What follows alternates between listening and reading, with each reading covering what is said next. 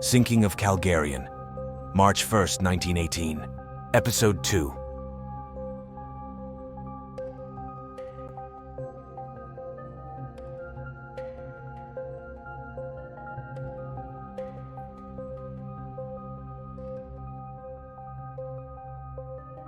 Calgarian, Part 4, Final Voyage.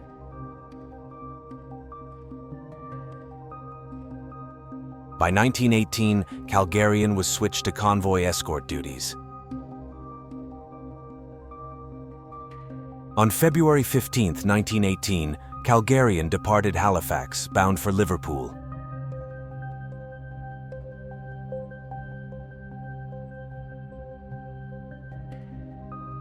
Onboard Calgarian during this mission were approximately 620 troops and crew members.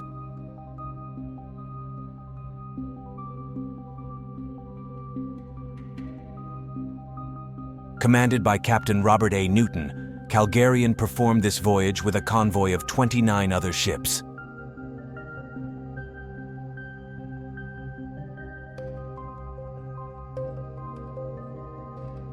By March 1, 1918, the convoy was sailing 110 kilometers off the Scottish island of Islay.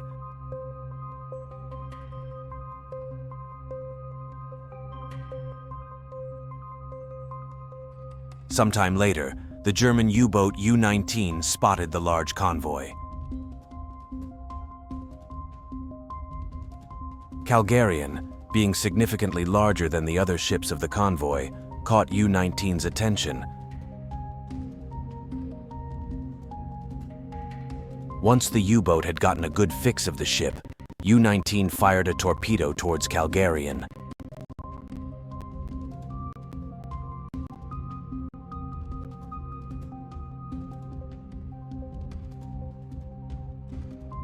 Calgarian, Part 5, Sinking of Calgarian.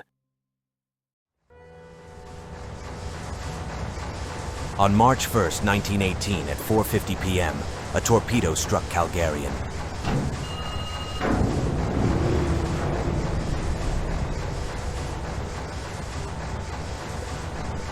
At first, Calgarian's crew believed that the vessel had struck a mine.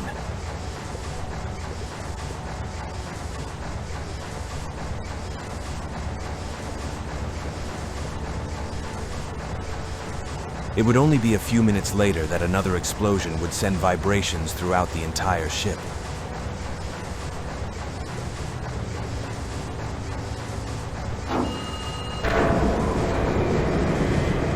By that point, Calgarian's crew knew that the ship was under attack by a U-boat. The second torpedo made Calgarian lose all electrical power and propulsion. Although the ship had been struck by 2 torpedoes, Calgarian remained for some time resolutely afloat.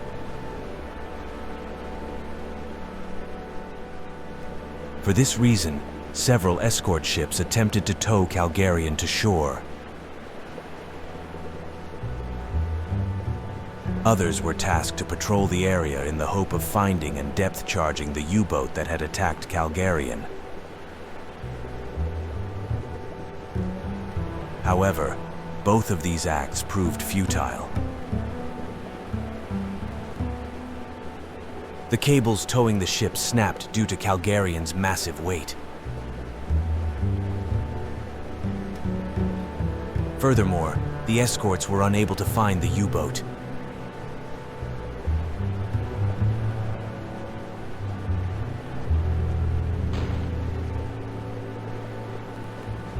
Assuming that the U-boat had fled the scene, the order to abandon Calgarian was given.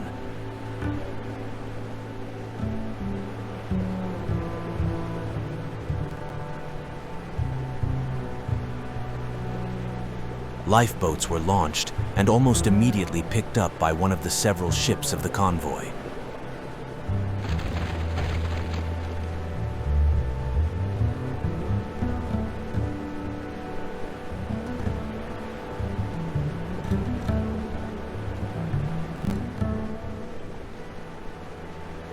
Unbeknownst to the convoy, however, U-19 was still lurking in the area. Seeing that the ship was sinking slowly, U-19's commander ordered 3 more torpedoes to be fired, despite Calgarian now being completely surrounded by escort vessels. At around 5:35 p.m., 2 of the 3 torpedoes struck Calgarian. The torpedo impacts were so powerful that they destroyed a lifeboat, killing many of its occupants. Furthermore, the blasts critically damaged the escort vessel HMT Thomas Collard, who was located directly above the area where the torpedoes hit. Ultimately, Thomas Collard sank due to the damage inflicted by the blasts.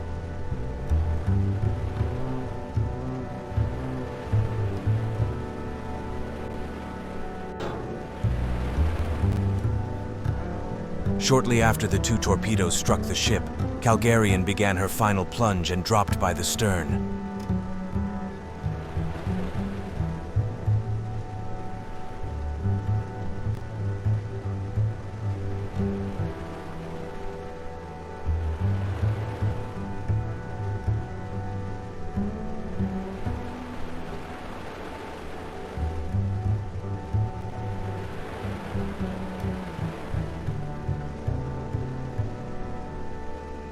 Shortly afterwards, Calgarian disappeared beneath the waves.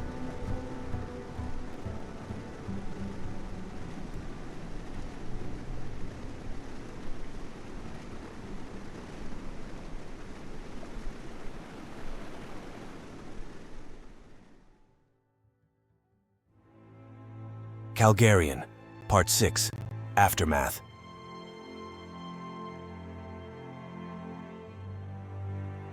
In the end, of the approximate 620 troops and crew members on board Calgarian, 49 of them were lost.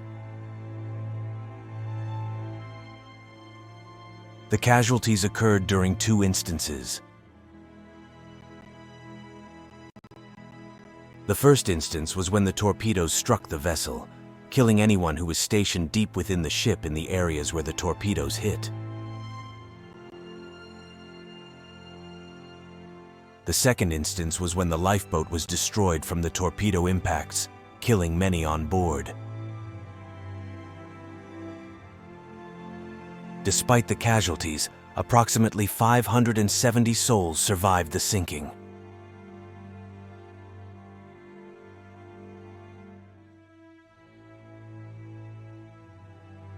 Among the survivors was Henry George Kendall. 4 years prior, Kendall commanded the ill-fated Empress of Ireland when she was involved in a collision and sunk. Fortunately, Kendall survived the sinking of Empress of Ireland. He then began serving as an officer on board Calgarian. During the sinking of Calgarian, Kendall assisted in keeping the pumps running for as long as possible and helped many souls board the lifeboats. After realizing that Calgarian would go down, Kendall disembarked the ship and was rescued by an escort vessel.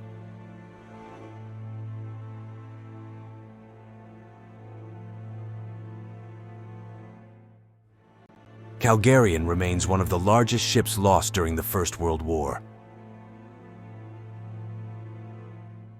The wreck of Calgarian was discovered in a relatively intact state of condition on October 16, 1974.